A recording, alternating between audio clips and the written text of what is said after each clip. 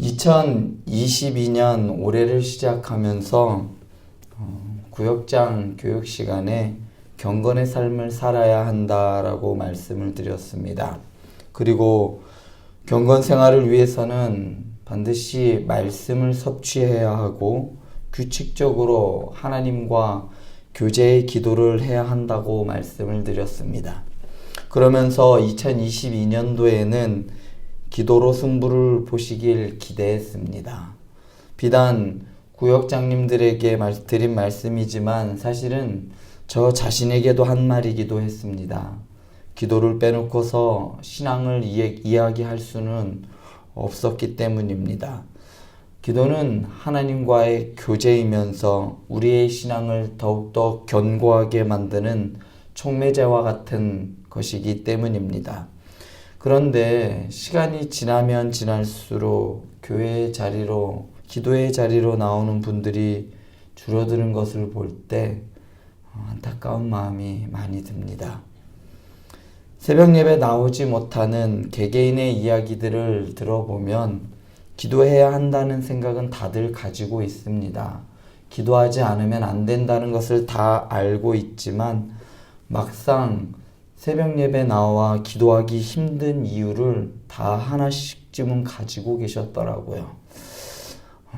바빠서, 혹은 새벽에 잠이 많아서, 혹은 벨소리를 못 들어서 등등 여러 가지 기도하러 나오지 못하는 이유들이 있으셨습니다. 여기 계시는 분들도 새벽 기도가 쉽다라고 생각하시는 분은 한 분도 없을 겁니다. 새벽 예배는 내 체질이야. 혹시 계시나요? 한평생을 새벽 제단을 쌓으신 저희 어머니도 지금도 새벽 예배는 적응이 되지 않는다고 말씀하십니다. 날이 추우면 추운 대로, 비가 오면 비가 오는 대로, 눈이 오면 눈이 오는 대로 얼마든지 교회 가지 못할, 기도하러 가지 못할 이유들이 있다라고 하시기 때문입니다.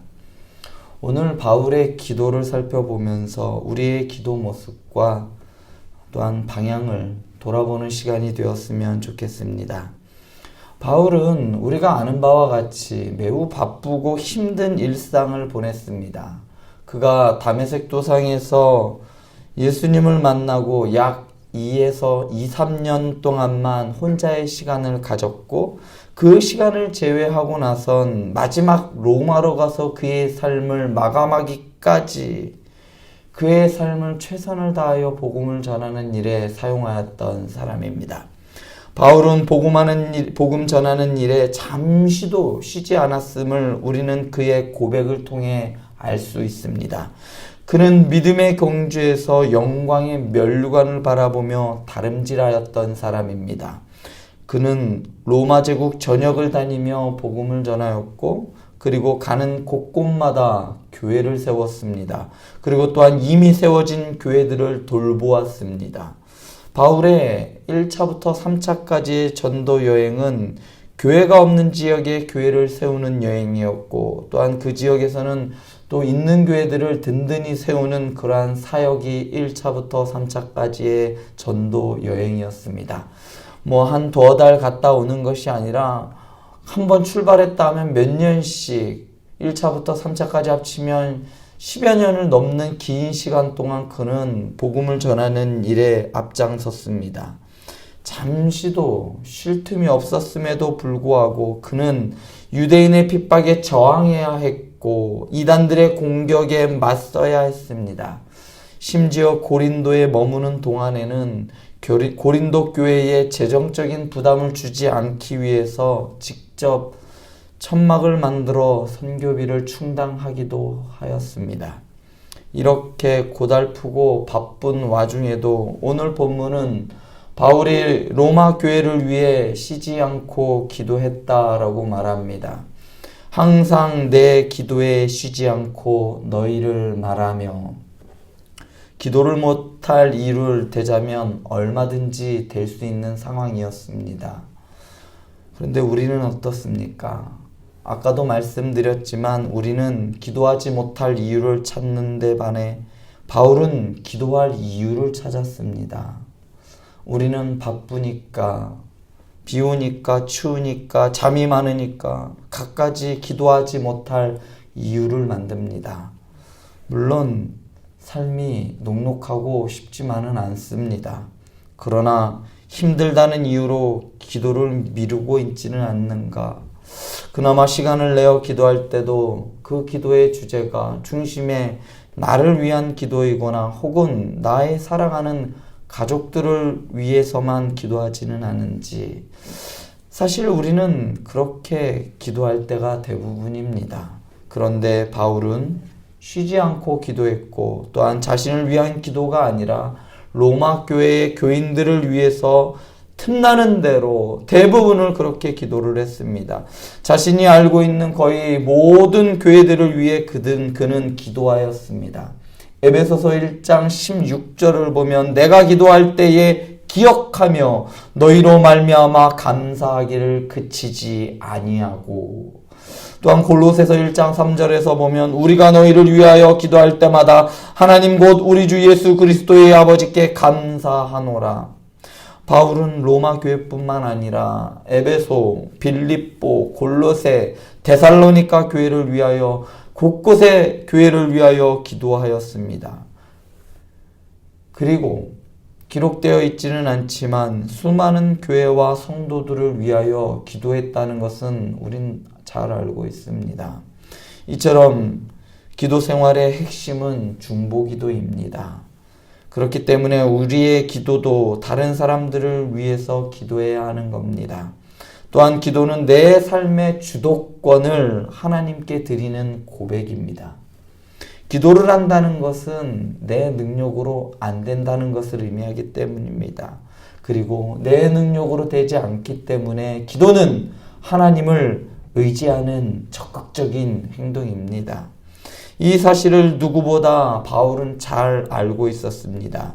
자신이 하는 모든 일들은 내 능력으로 할 수 있다라고 생각하지 않았습니다.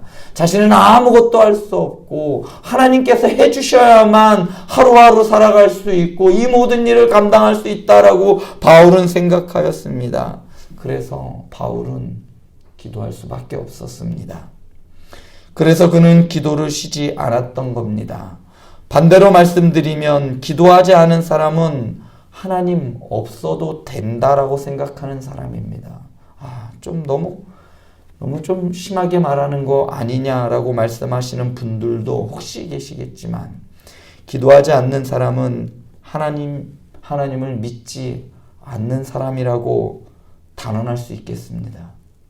성경에 나오는 믿음의 사람들은 누구나 다 열애 없이 기도의 사람이었습니다.